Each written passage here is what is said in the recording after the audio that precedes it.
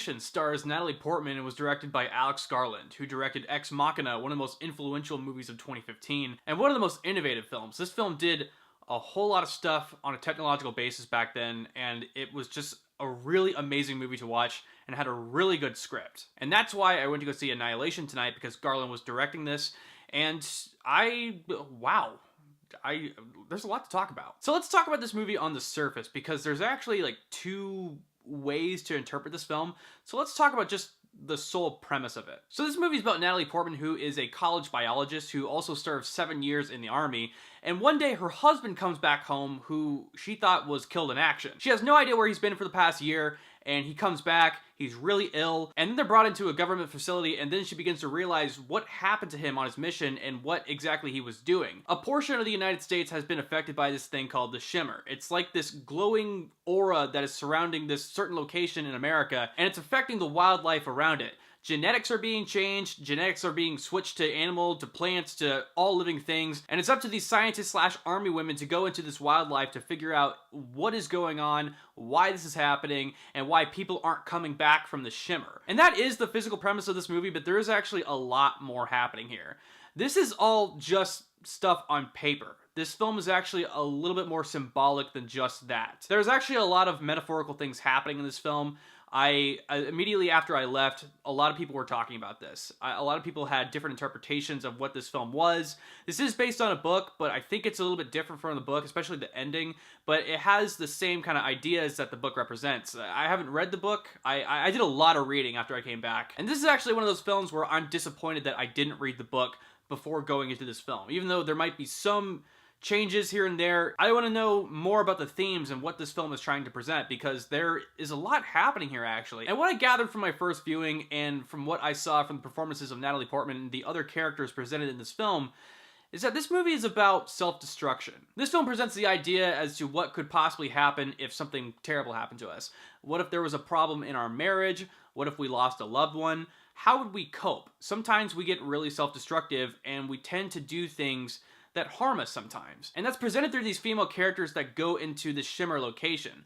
There's a lot of background to these characters and why they're going into this location where they know fully well that no one has ever returned. So you get to see why these women are going into this place, especially Natalie Portman. Natalie Portman does such a great job in this, and you see through her character that she feels really guilty about something. She feels responsible that her husband went to this location, that he was willingly wanting to do this mission, so she goes into this place to figure out a way to save her husband. I really love the subtext that was presented through her performance, through flashbacks and just her way of acting. She did an amazing job, and a lot of the actresses are doing a really good job as well. And I really appreciate this film also because this is a film where we have an all-female cast, and it's not a comedy. It's not a film where it's taking an already existing franchise and using only actresses as a gimmick. This is just a film, an original concept, that just happens to have actresses. I really enjoyed that about it, and we don't see that a lot. And that's something that I don't really look into sometimes, because when I'm looking into a film and I'm looking into characters, I judge the characters by the characters. And I really appreciated this time that it was an all-female cast. I don't really usually take note of that, but I did this time, and I was like, wow, this is awesome. And like I said, this film is very symbolic. It's very, it's hard to describe actually. The main premise is just a reflection of what is actually going on in terms of Natalie Portman's character and why she's actually there. There's actually this hidden story that is being camouflaged by what we see in the trailers and what we think the movie is about. And I thought that was really interesting. Now, I do have to talk about this because I feel as though this is happening a lot now, especially with movies like, I don't know, Mother. This was nowhere near Mother. Mother is a crazy movie. If I would have to compare this movie to anything, it'd probably be like Enemy. This is very similar to that, where you have a story that is in place, but there's actually this hidden story beneath it. And I really enjoy films like that, but it makes me feel unintelligent sometimes, because I feel as though after watching a film like this, I always have to go to my computer and research what this film was actually about, what the different shots meant, the different symbolisms behind it. And going into specifics, if you're going into this film, pay attention to shots that involve glasses of water and deer and just shots like that, because those are actually really important.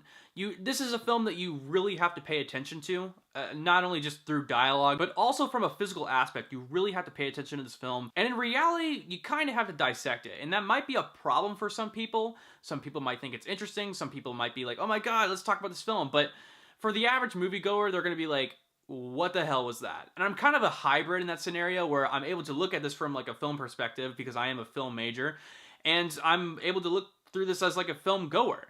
I liked it from a film perspective, but I can see where a lot of people who go into this would get bored, because a lot of the stuff that is happening here is, you do have to pay attention to it. I don't have a problem with that whatsoever. I do appreciate films like that, but I can see where the average moviegoer would go into this and they might get kind of bored, especially where a majority of the music is ambience music. So this film is definitely for people who are really patient and intelligent. So if you like reading into stuff, you will definitely like this film, but if you're just looking for something entertaining and just, you can sit back, relax, and just turn off your mind for a second, that is not one of those films. You have to pay attention to this, but it's really interesting. I really liked it, and apparently there's like a trilogy. Like, wow, I had no idea.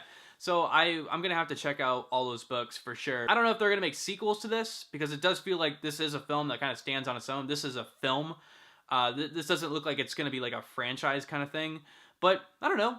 Things are possible. If you guys know more about this film, comment down below. I'd love to hear your thoughts and interpretations on the story itself, and just about the book itself. Was the book like different from the film? Comment down below. I'd love to hear your thoughts. So yeah, that was my review of Annihilation. Comment down below what you thought of the movie, like the video, share it, and please subscribe to Pixel Talk if you haven't yet for more movie reviews, trailer reactions, and gaming content.